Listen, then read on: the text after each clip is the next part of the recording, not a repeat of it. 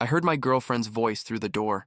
"He's going to propose tonight," she said, laughing. "Watch how I tell him no and make him cry." I froze outside our apartment, grocery bags digging into my palms. My heart just broke. We'd been together for 4 years. The ring was in my jacket pocket. I walked in like nothing had happened. Lauren was sitting on the couch, laughing on FaceTime with her old college friend Megan. "Hey, you're home early," she said quickly, ending the call. "Yeah," I mumbled. "Didn't hit much traffic." She smiled, completely unaware that my world had just fallen apart. That night, I couldn't eat, couldn't sleep. Her words kept echoing in my head. "Watch how I tell him no and make him cry." I was supposed to propose at her parents' house on Sunday. Dinner, family, laughter, the perfect moment. Now I could barely look at her without feeling sick. Lauren kept asking what was wrong, touching my arm, saying I looked pale. I wanted to yell, to ask her why she'd do something like that. Why waste 4 years just to destroy me in front of everyone? But I stayed quiet. I smiled, I lied, and I pretended everything was fine. That night, I sat on the edge of the bed, staring at the little ring box on my nightstand. 8 months of saving.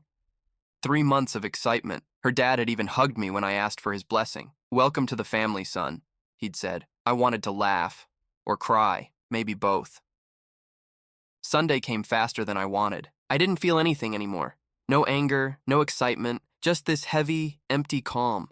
Lauren talked the whole drive to her parents' house. She told me about a coworker's breakup, her mom's new recipe, some podcasts she liked. Her voice sounded normal. Too normal. Every word cut a little deeper.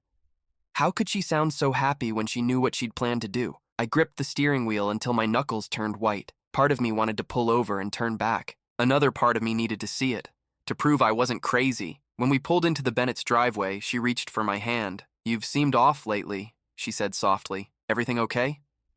I forced a smile. "Yeah, just tired." Dinner smelled incredible. Her mom had made pot roast, my favorite. I pushed the food around my plate, pretending to eat so no one would notice. Mr. Bennett talked about his golf score. Her little sister, Chloe, showed everyone pictures of her new puppy. Lauren laughed at something Chloe said. For a second, she looked like the woman I fell in love with. Then she turned to me. "Right, Ethan." I hadn't even heard the question. I just nodded. "See, Mom?" Lauren said, smiling. "Told you he'd agree." Her mom laughed. Her dad looked at me with that proud father look, like he already saw me as part of the family. The ring in my pocket felt like a brick. "Ethan, would you like more salad?" Mrs. Bennett asked kindly. "No, thank you." "It's great, but I'm good."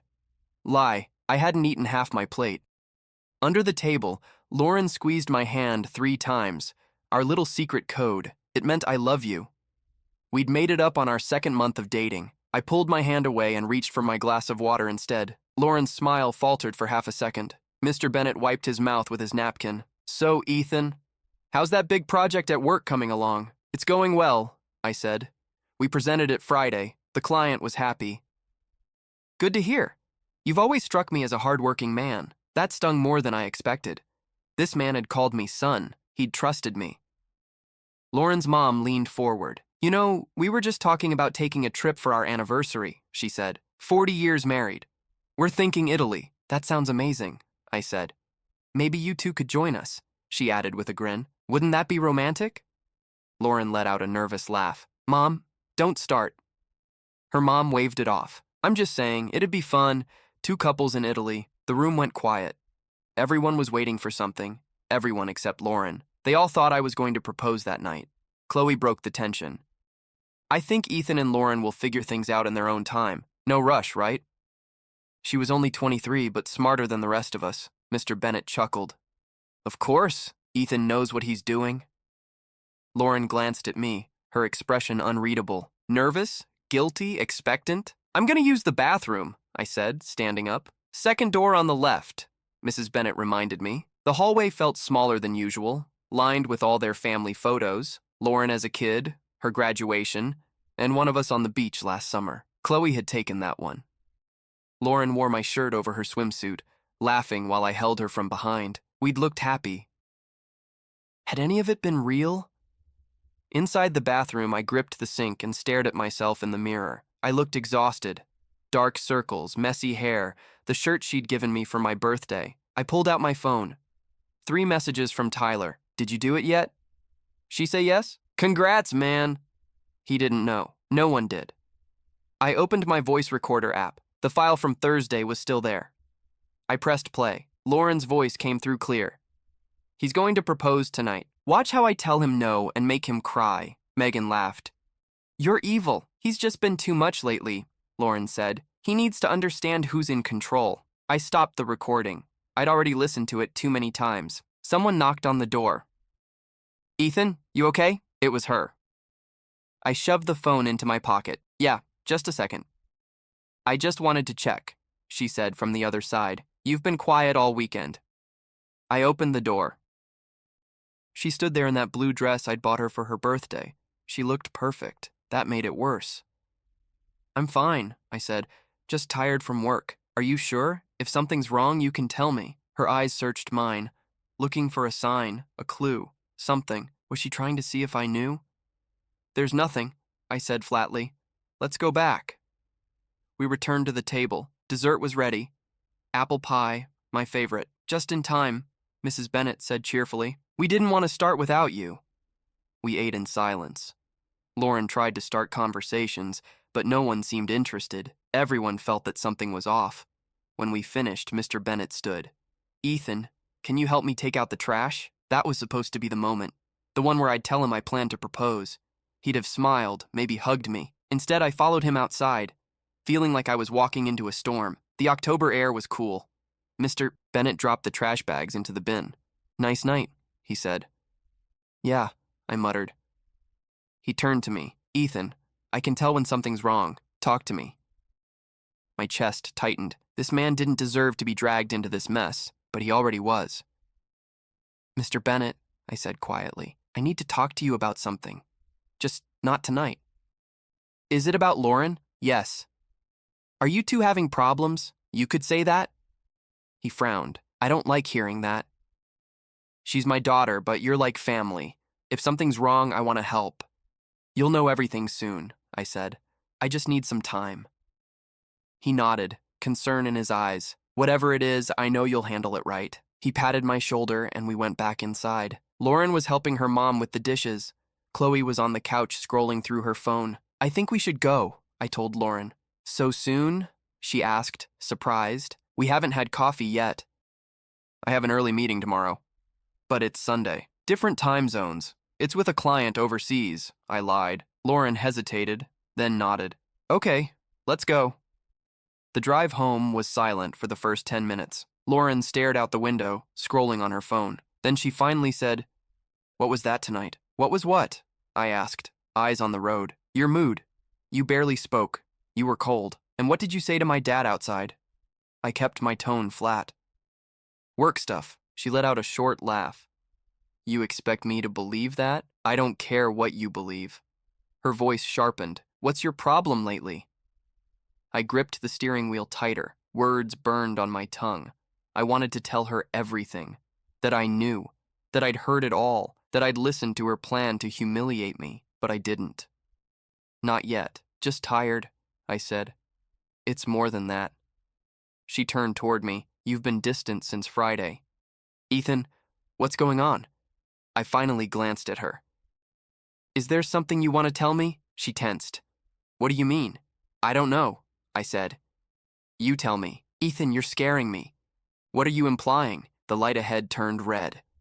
I stopped the car and looked straight at her. Do you love me? She blinked. What? Of course I do. Why would you even ask that? I just needed to hear it. The light turned green. I drove on. Out of the corner of my eye, I saw her unlock her phone and start typing. Probably texting Megan. Probably saying something went wrong, that I hadn't proposed. Good. When we got home, Lauren went straight to the bedroom. I stayed in the living room, staring at the small ring box on the coffee table. I opened it. The diamond caught the light. A simple 1-carat stone on white gold. Inside, our initials were engraved E+L. I closed it and set it aside. Lauren came out in her pajamas, hair pulled up. You coming to bed? In a bit, I said. I've got some work emails. Ethan? Yeah? Are you sure you're okay? I nodded. Yeah. Go to sleep. She hesitated, then disappeared into the bedroom. I waited until I heard the door close, then opened my laptop. If she thought she was the only one capable of playing games, she was wrong. I logged into our shared bank account. We'd opened it for rent and bills. 3 cash withdrawals caught my eye. $500, $300, $700, all from the past few weeks, all withdrawn by her. I opened a spreadsheet and started documenting everything: dates, amounts, locations. Then I pulled up Facebook. Her best friend Megan's profile was public. 2 weeks ago, a photo of them at an expensive restaurant. A month ago, a party I hadn't heard about. Lauren had told me she'd been home that night. I switched to Instagram, then TikTok. She had accounts I didn't even know existed. On one, she'd posted a photo of us at dinner with the caption, "Dinner sponsored by my man," except I'd paid for everything. Another read, "Living the life I deserve." Her friends commented things like, "That ring's gonna be massive. Girl, get what's yours." I took screenshots of everything. Then I opened my phone contacts and scrolled to Tyler's friend Kevin, a tech guy who owed me a favor. I texted, "Can you recover deleted messages from a phone if I have physical access to it?" He replied within minutes. "Depends on the phone." Why? It's my girlfriend's. We share bills, lease is under my name. Technically gray area, but yeah, I can do it. Thanks. I'll bring it tomorrow. I set the phone down. From the bedroom came Lauren's steady breathing, peaceful, unaware. I walked to the kitchen, made coffee even though it was almost midnight. I wasn't sleeping anyway. While the coffee brewed, I searched online. Signs of emotional manipulation in relationships. One article listed 20. Lauren checked at least half: gaslighting, guilt-tripping, financial control, emotional withholding. How had I missed it? Because I'd loved her. Because I'd believed we were a team. My phone buzzed. A message from Tyler. "So, how'd it go? Did she say yes?" I typed, "Nothing happened. I'll explain tomorrow." He replied instantly, "Everything okay? Just tired." I closed the laptop, took a sip of coffee, and stared out the window. The city lights blurred through the glass. Somewhere out there was someone who would never play with my heart for fun. Lauren wasn't that person. And the sooner I accepted that, the sooner I could start healing. I picked up the ring box again. The diamond shimmered under the lamp. Then I put it in the drawer of my desk. Not to return it, not yet. I'd wait for the right moment. Because if I'd learned anything that night, it was that timing was everything, and mine was coming. Monday morning, I left before Lauren even woke up. I scribbled a quick note and stuck it to the coffee maker. Early meeting. See you tonight. At my desk, I tried to focus on work, but my thoughts kept circling back to her. By 9 a.m., Tyler showed up with 2 coffees. He dropped one on my desk. "All right, man, spill it. Why didn't you propose?" I forced a shrug. "Changed my mind." "What?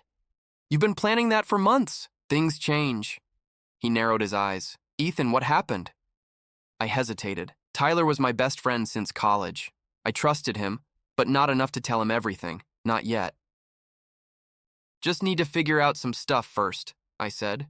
He leaned back. "That sounds bad." "Maybe it is." Tyler studied me for a second, then nodded. "All right, I'll back off. But if you need me, you know where to find me. Thanks." At 10 a.m., my phone buzzed. It was Kevin. "Bring the phone at lunch. I've got the software ready." The problem was getting Lauren's phone. She kept it glued to her hand like it was part of her body, so I texted her. "Want to grab lunch today? My treat." She replied 5 minutes later. "Can't. Lunch with the girls from work. Tomorrow, maybe?" If she was with her friends, she'd have her phone right next to her. Impossible. I thought for a minute, then called her. "Hey," she answered, her voice cheerful. "Hey. Just checking if you left your charger in my car. I found one this morning." "Nope, mine's here. Maybe it's yours." "Right, yeah, must be." "You okay?" "Yeah. Busy day. See you tonight." "Love you," she said. I hung up without saying it back. That afternoon, I sat in the office of Richard Torres, a family lawyer Tyler had recommended. He was in his 50s, calm, professional, the kind of man who didn't waste words. "So," he said, leaning forward, "tell me what's going on." I told him everything. 4-year relationship, shared apartment under my name, joint bank account, the conversation I'd overheard. "Are you married?" he asked. "No." "Any kids?" "No." He nodded. "That simplifies things. Legally, you can end it whenever you want. The joint account is the tricky part." "How so?" "She has equal rights to whatever's in there, unless you can prove the money came from you. I've got pay stubs and deposit records." "That'll help." Start documenting everything, especially any withdrawals you didn't authorize. I already did. Good. My advice? Open a new account in your name only. Move your funds gradually, not all at once. She'll notice if you drain it overnight. What about the apartment? Lease is under your name, correct? Yeah. Then she's considered an informal tenant. You can serve her a 30-day notice to vacate. It's the cleanest option. Do I need a formal notice? Yes, keeps you legally protected. I took notes as he talked. The consultation cost me $200, but it was worth every penny. That night, Lauren came home late, around 9. How was lunch with the girls? I asked. She smiled. Good. They said hi. Where'd you go? The usual cafe near the office. Lie. Her location on our shared GPS showed she'd been at a fancy restaurant 20 minutes away. What did you eat? Salad, trying to be healthy. Good idea. She sat down next to me on the couch. Ethan, we need to talk. My stomach tightened. About what? About you.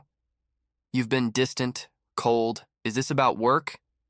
Work's fine. Then what is it?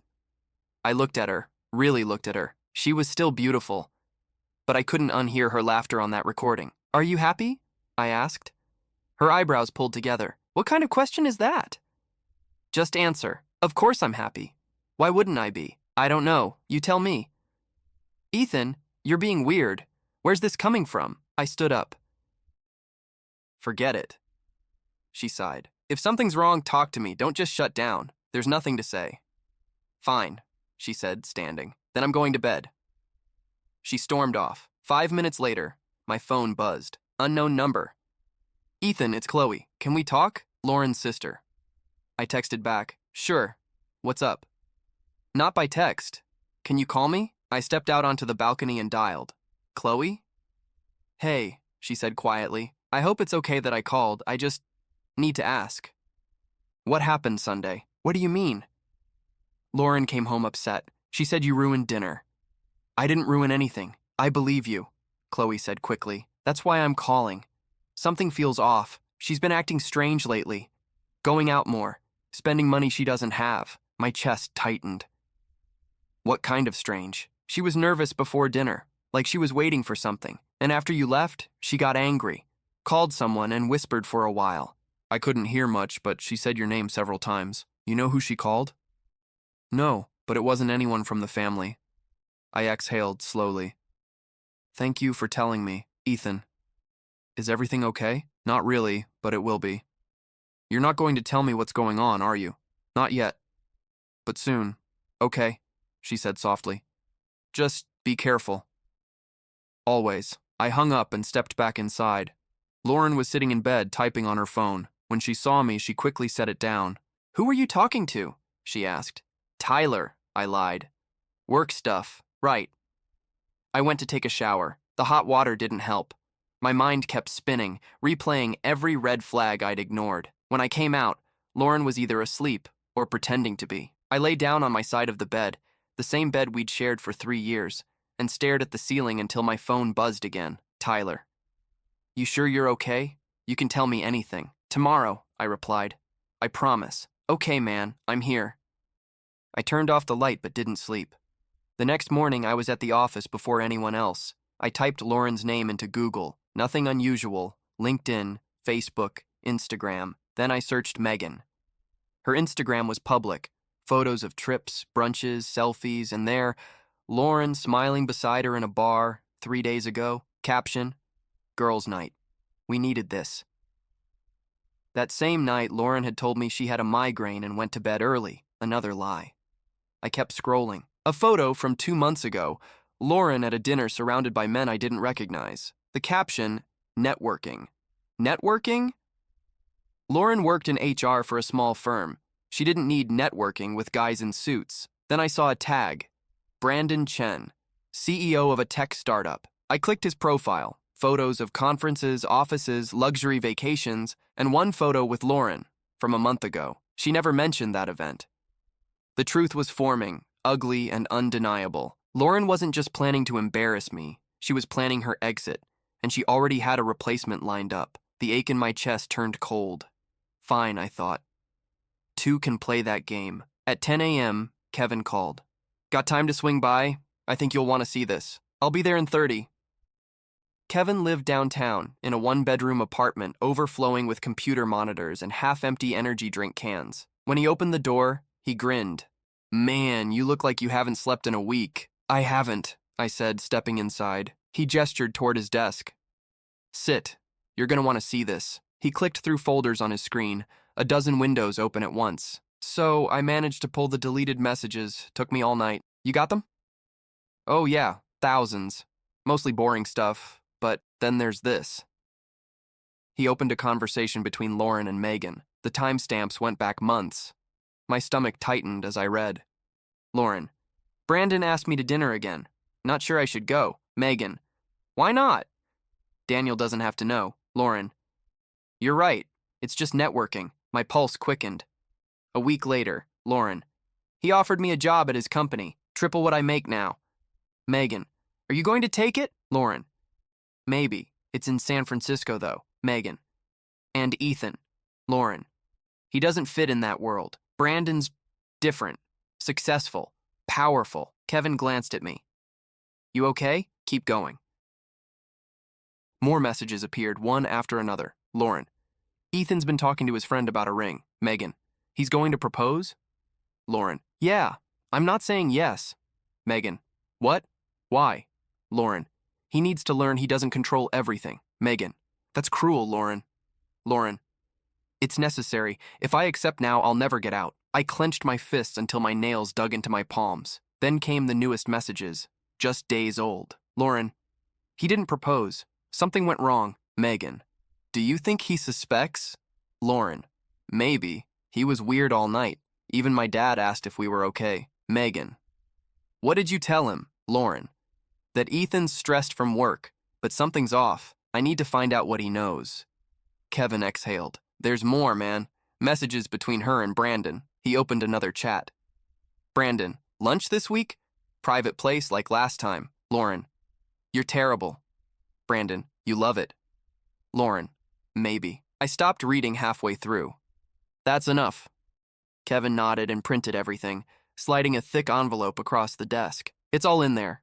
Timestamps, screenshots, backups. How much do I owe you? Nothing.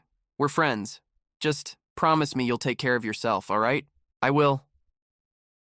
Outside, the air felt colder than it should have. I sat in my car, opened the envelope, and read the messages again one by one. It wasn't just betrayal.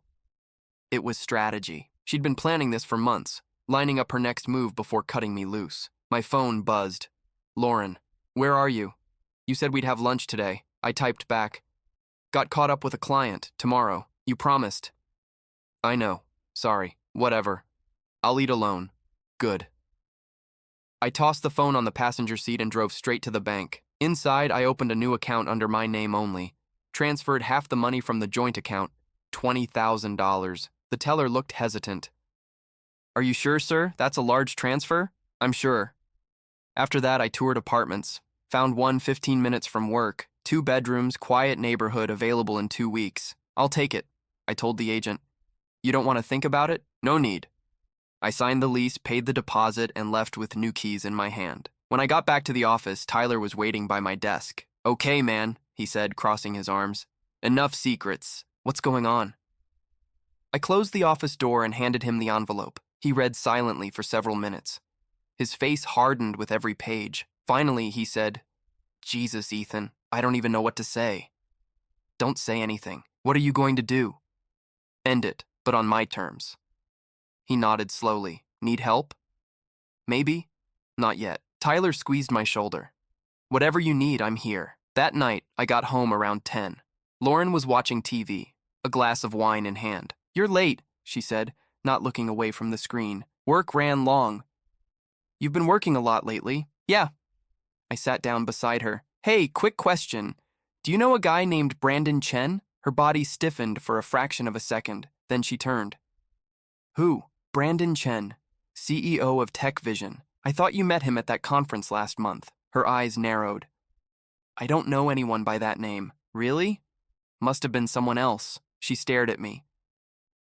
Why are you asking about him? One of my clients mentioned his company, said they were hiring an HR, thought you might be interested. I'm not looking for a new job, she snapped. All right, just asking. I turned back to the TV. I could feel her watching me. Ethan, she said quietly. Are you checking up on me? Why would I do that? I don't know. You've been acting weird. I'm fine. I feel like you don't trust me anymore. I looked at her, expressionless. Should I? Of course. We're together. You're right, I said. My bad. I stood up. I'm going to bed. She stayed on the couch, pretending to focus on the TV, but her hands were shaking slightly. In the bedroom, I opened my email. There it was, the draft eviction notice from Richard Torres. I reread it, 30 days to vacate the premises. I replied, looks perfect. I'll use it soon. Another email popped up from the apartment agent. Lease approved. Move-in date confirmed. 1st of the month. 10 days. Lauren walked in an hour later and got into bed without saying a word. I pretended to be asleep. She picked up her phone and started typing again, fast. Probably texting Megan. Probably panicking. Good. Friday morning, I told her I had to fly to Chicago for work over the weekend. Chicago? She repeated. Since when? Last-minute client presentation. When will you be back? Sunday night. Can I come with you? It's just business meetings, she sighed. Fine. I packed a small bag, kissed her cheek, and left. But I didn't go to Chicago. I went to Tyler's place. We spent the whole weekend planning. Every step, every possible reaction. By Sunday night, everything was in place. All that was left was to pull the trigger. Monday morning came, and for the first time in months, I felt calm. Not happy, not angry, just focused. Lauren thought I was in Chicago. In reality, I was sitting in my office downtown waiting for 9 a.m. An email popped up from HR, department meeting, conference room B, 10 a.m. I grabbed my coffee and headed up. The room filled quickly, chatter echoing off the walls. Our manager, Robert, stood at the front. Morning, everyone. I want to introduce someone who will be working with us for the next 6 weeks. She's helping review internal processes and structure. He gestured toward the door. This is Andrea Ruiz. A woman stepped in. Early 30s, dark hair tied back neatly, simple gray suit. Confident, but not showy. Good morning, she said. I'll be conducting individual interviews this week. Don't panic. It's just to understand workflow and communication. Her voice was calm, clear. No fake smiles, no fluff. After the meeting, she approached me.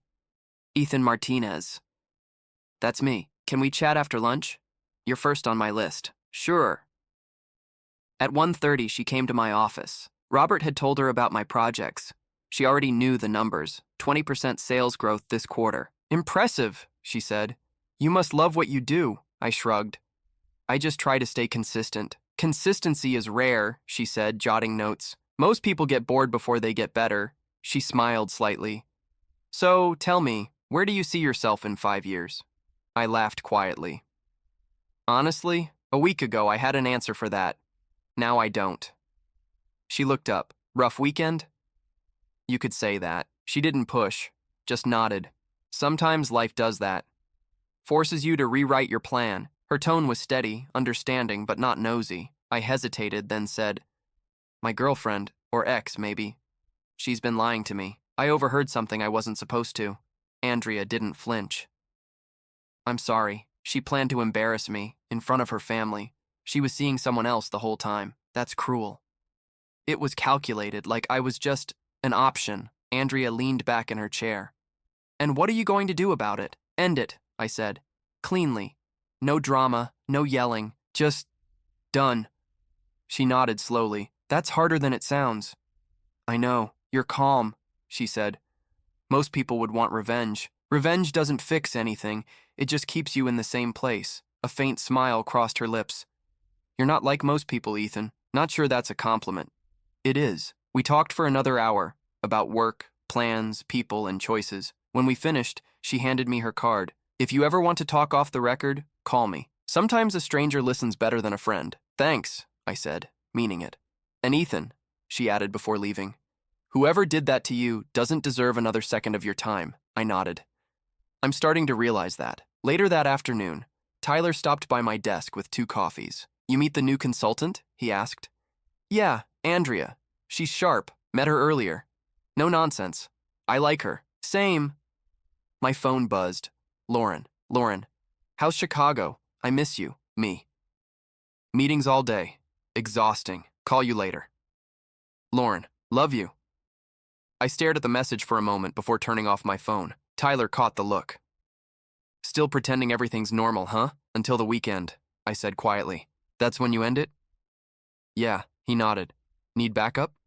I'll handle it. The rest of the week, Andrea stopped by my desk a few times for follow-ups. Each time felt less like work and more like talking to someone who actually saw me. She didn't pity me. She just understood. By Wednesday, she asked if I wanted to grab lunch. We went to a quiet cafe near the office. Over sandwiches, she asked, "Do you have family nearby?" Just my mom in Arizona. We talk, but not much. She nodded. I get it. I moved here 6 months ago. Fresh start. Divorce? I guessed. She smiled wryly. Good guess. Sorry. Don't be. It was the right choice. He was controlling, manipulative. How long were you married? 5 years. The last 2 were hell. How did you know it was time to leave? She stirred her coffee. When the silence felt better than his company, I knew exactly what she meant. That's the look, she said softly. You felt it too. Yeah, I admitted, that same emptiness. You'll be fine, Ethan, I promise. It hurts now, but it's clarity, and clarity is power. I smiled faintly. You should make that your consulting motto. She laughed. A real laugh, not the fake, polite kind. Maybe I will. Thursday afternoon, Lauren showed up at my office unannounced. Surprise, she said, forcing a smile. I froze. What are you doing here? I missed you. Thought we could grab lunch. I have a meeting in 10 minutes. She frowned. You've been avoiding me all week. What's going on? Nothing. Don't lie to me, I can feel it. Lauren, drop it. She stepped closer, lowering her voice. Do you still love me? The question hit like a punch. A week ago, I would have said yes without thinking. Now the word wouldn't come.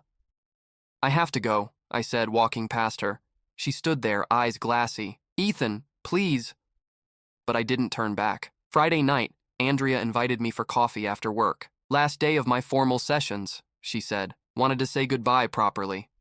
We met at a quiet cafe, far from the office crowd. Finished your report? I asked. Almost. Then it's on to Boston Monday. Boston? She nodded. New project. 6 weeks. A small ache hit my chest. I hadn't realized how much I'd gotten used to talking to her. That's great, I said. Hey, she said softly. Keep in touch, okay? Here. She handed me her personal number. Thanks, I said. She smiled. Ethan, you're going to be fine. You're not broken. Just rebuilding. I hope so. I know so. As we stood to leave, she added, and please, don't go back to her. I won't. Good. She gave me a quick hug, professional but warm. Take care of yourself. You too, Andrea. That night, Lauren tried to make dinner. Chicken and potatoes, my favorite. I thought we could eat together, she said. Sure. We ate mostly in silence. Afterward, she looked at me across the table. Ethan, we can't keep doing this. You're cold, distant. I don't even recognize you anymore. Maybe I'm just tired. It's not just tired. It's like you don't love me anymore. I met her eyes. And does that bother you? Of course it does. You're my boyfriend. I almost laughed. Boyfriend or backup plan? Her face went pale. What did you just say? Nothing. Forget it. No. Say it again. I leaned back. Forget it, Lauren. She stared at me, speechless. That night, I slept on the couch. Tomorrow would be the end. Saturday morning, I woke up before the sun. Lauren was still asleep, her breathing slow and steady. I moved quietly, made coffee, and sat at the kitchen table. The envelope of evidence sat there, thick and heavy. Messages, photos, withdrawals, the eviction notice, everything I needed. At 8 a.m., I called Mr. Bennett. Ethan, he answered, surprised. Good morning, son. Everything all right? I need to talk to you, I said.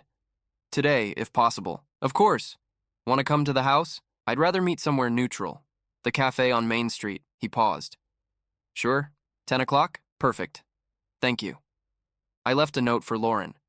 Went for a run. Back later. Mr. Bennett arrived exactly on time. He was always punctual, always composed. Coffee? He asked as we sat down. I already ordered, thanks. He studied my face. You look tired, Ethan. What's going on? I reached into my bag and placed the envelope on the table. I need you to see this. He opened it and began reading. At first, confusion, then disbelief, finally, heartbreak. His hands trembled slightly as he looked up. Where did you get these? From Lauren's phone. I had a friend recover the deleted messages. He looked back down, eyes scanning faster now.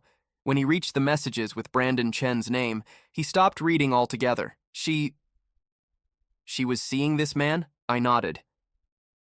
For months. He offered her a job in San Francisco. She planned to reject me publicly first, to teach me a lesson. Her words. Mr. Bennett sat back in his chair, looking older than I'd ever seen him. I don't even know what to say. I didn't want to believe it either. He exhaled slowly. What are you going to do? I already have. I opened a new account, found a new place, and I'm serving her notice today. He blinked.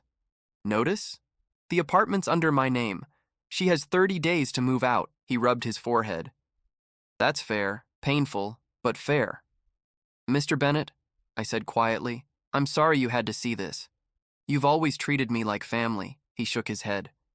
Don't you apologize for her actions. You did everything right. You respected her, supported her, and this is how she repaid you. I'll be fine, I said. Eventually, he folded the papers carefully and slid them back into the envelope. Can I keep a copy? Of course. My wife needs to know the truth. I understand. He stood up slowly, placing a hand on my shoulder. Ethan, you're a good man. What my daughter did is unforgivable. You deserve better. Thank you, sir. We walked out together. In the parking lot, he pulled me into a brief hug. You'll find someone who treats you right. I know it. I hope so. When I got home around 11, Lauren was sitting at the kitchen table with her coffee, scrolling through her phone. Thought you went running, she said. I did, then I had a meeting. On a Saturday? Yeah. With who? Your dad. She froze, cup halfway to her lips. My dad? Why? I set the envelope on the table, because I needed to show him something. Her eyes flicked to the envelope. What's that? The truth. She reached for it, but I opened it first and spread the pages across the table. Messages, photos, bank records. Her face drained of color. Ethan, what is this? You tell me. Where did you get this? Did you go through my phone? I did. This is a violation of privacy, she snapped. This is a collection of lies, I said calmly. Yours. She stood up suddenly, hands shaking. You don't understand. Those messages, Megan and I were joking. Joking, I laughed bitterly. About humiliating me? About another man offering you a job? About using me until something better came along? It's not what it looks like. Then explain it to me, Lauren. What is it? She sat back down, breathing uneven. I was confused. I didn't know what I wanted. You knew exactly what you wanted. Control. Tears welled up in her eyes. Ethan, please. I love you. I made a mistake. No, I said quietly. A mistake is forgetting an anniversary. This was a plan. She reached for my arm. I stepped back. Don't touch me. Please, baby, don't do this. We can fix it. There's nothing to fix. Her voice broke. I love you. I swear I do. You don't even know what that means, I said. You don't love. You manipulate. My phone buzzed. Tyler, you okay? Did you tell her? I texted back. Yeah, it's done. Need me to come over? No. I'm fine. Lauren's voice cracked. Was that Tyler? Does he know too? Your dad knows. Your sister will soon. And your mom. Your dad has the proof. Her knees buckled and she dropped into the chair, sobbing. You told my dad, she whispered. He deserved to know what kind of person his daughter really is. You can't, Ethan. Please, don't ruin me like this. I didn't ruin you. You did that yourself. Tears streamed down her face. Just give me another chance. Please. I'll change. You had 4 years of chances. She stood, desperate now. Where am I supposed to go? That's not my problem. I pulled the final paper from the envelope, the eviction notice, and handed it to her. She stared at it, lips trembling. You can't be serious. I am. Her tears fell onto the page, smudging the ink. You can't do this. I can. The lease is in my name. You have 30 days. Ethan, please. I walked to the door, grabbed my jacket. When I come back tonight, I want you calm. Start packing. Where are you going? Out. That's it? You're just leaving? That's it. I closed the door behind me. My hands were shaking, not from fear, but from relief. When I pulled up at Tyler's place, he opened the door before I even knocked. Well? He asked. It's done, I said. She cried, begged, denied everything. Did you feel bad? No, I said quietly. I felt free. He smiled sadly. Good. You deserve that. We ordered pizza and spent the rest of the evening watching a game in silence. For the first time in months, I didn't feel like I was drowning. My phone buzzed again. A message from Chloe. Dad told me everything. I'm so sorry, Ethan. She doesn't deserve your forgiveness. Thank you, Chloe. I'll be okay. If you need anything, I'm here. I know. Thank you. Another message came in right after. Andrea, how's your weekend going? Interesting. Ended things with my girlfriend today. I had a feeling. You okay? Yeah. It was time. Good. You're stronger than you think, or just tired of lies. Either way, you did the right thing. I set my phone down and leaned back. Tyler looked over. Andrea? Yeah, she seems good for you. I don't know yet, but she's real. That's a start. When I got home that night, the apartment was quiet. Lauren's bedroom door was closed. I could hear faint sobs through the wall. A part of me wanted to knock, to comfort her, but that part of me didn't have a voice anymore. I lay down on the couch and fell asleep within minutes, and for the first time in a long time, I slept peacefully. Sunday morning sunlight filled the living room. For a moment, I forgot where I was. Then I saw the packed boxes by the wall, and it all came rushing back. Lauren was in the kitchen when I sat up, wearing one of my old hoodies, her eyes swollen. I made breakfast, she said quietly. Pancakes. Your favorite. I'm not hungry.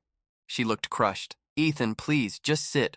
We need to talk. I sighed and sat across from her at the table. You've got 5 minutes, I said. Her voice shook. You were right about everything. I lied. I used you. I planned things I never should have, and I hate myself for it. Okay. She blinked. That's all you're going to say?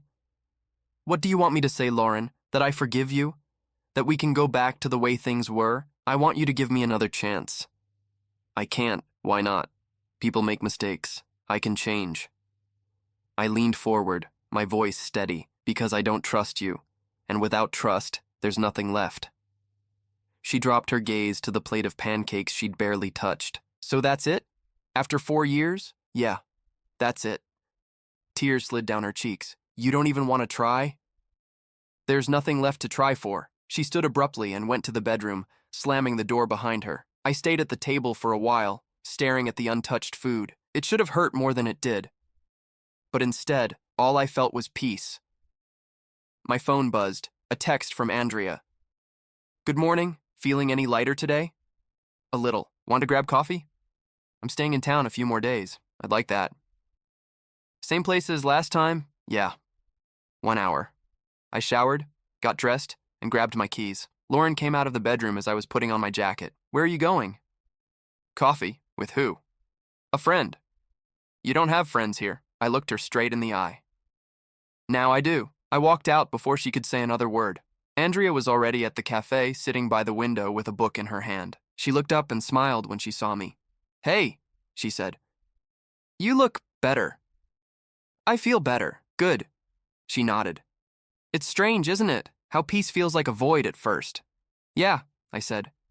It's quiet, but I'll take quiet over chaos any day. We ordered coffee and talked for hours. About work, travel, family. Nothing deep, nothing heavy. Just normal conversation, and it felt good. When I told her about moving into my new apartment soon, she smiled. Fresh start. Exactly. You know, she said softly, you did everything right.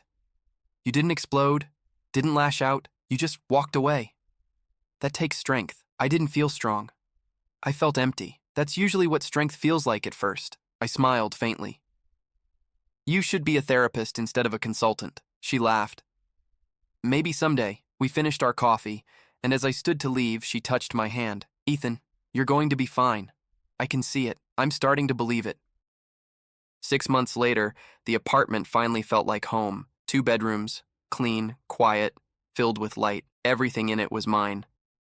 Tyler helped me hang the last picture frame on the wall. Looks good, man, he said. You've come a long way. Yeah, I said. Feels like a lifetime ago. Is Andrea coming by today? In an hour. She got back from Boston last night. He grinned. You two serious yet? We're figuring it out, but it's different. Better. Good. You deserve that. My phone buzzed. Chloe. Hey, Ethan. Can you talk? Sure. What's up? Just wanted you to know, Lauren moved to San Francisco. With Brandon? No. He dumped her when Dad sent him the messages. Said he didn't want someone who lies. Wow. Yeah. She got a job out there, but not the one he promised. Lower pay, smaller company. How's she doing? Honestly, miserable. But that's her mess now, not yours. Agreed. Mom and Dad still talk about you, by the way. They'd love to see you sometime. Maybe someday, when I'm ready. Take your time. You earned your peace. I smiled, set my phone down, and told Tyler. She moved. He dumped her. He whistled. Karma doesn't miss. No, I said. It really doesn't. An hour later, Andrea knocked on the door. When I opened it, she was standing there in jeans and a soft sweater, her hair down, eyes bright. Wow, she said, stepping inside. This place is perfect. Thanks, I said, still getting used to calling it mine. She looked around, smiling. It feels like peace in here. Yeah, I said. That's the idea. We sat on the couch, coffee in hand, and talked about her project in Boston, my promotion at work, and small things that made big differences. You know what I like about this? She said suddenly. What? I don't have to guess what you're thinking. You just say it. I laughed.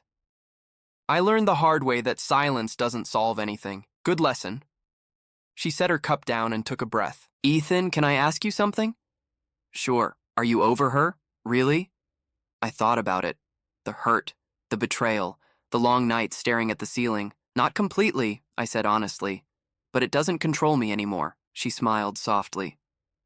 That's enough. Why do you ask? Because I want to try this, you and me. But I need to know you're ready. I hesitated, then said, if I'm not fully ready yet, would you wait? Yeah, she said. I would. I smiled. Then yeah, there's a chance. She reached across the couch and took my hand. It wasn't dramatic. It wasn't fireworks. It was real. We spent the afternoon watching movies. She fell asleep on my shoulder halfway through, and for once, I didn't feel the need to move or fill the silence. When she woke up, it was dark. Sorry, she said. Didn't mean to fall asleep. You're fine. She stood, stretched. Dinner tomorrow? Yeah, I'd like that. At the door, she hugged me and whispered, thanks for giving me a chance. Thanks for being patient.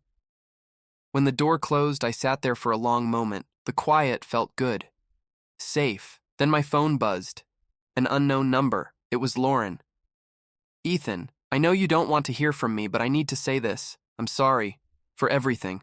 I lost the best thing I ever had. Brandon dumped me when he found out the truth. My parents barely speak to me. Chloe won't answer my calls. I ruined everything. But I'm glad you're happy. You deserve that. I mean it. I'm sorry. I read it twice. I felt something, but it wasn't anger or satisfaction. It was peace. I didn't reply. I just blocked the number, set the phone down, and exhaled. The next night, Andrea and I had dinner at a small Italian place near my apartment. Between laughter and stories, she said, you know what I learned after my divorce? What? That real love doesn't control, doesn't manipulate, doesn't play games. I nodded. Yeah. Real love chooses you every day because it wants to, not because it needs to. She smiled. Exactly. She reached across the table. So, do you choose me?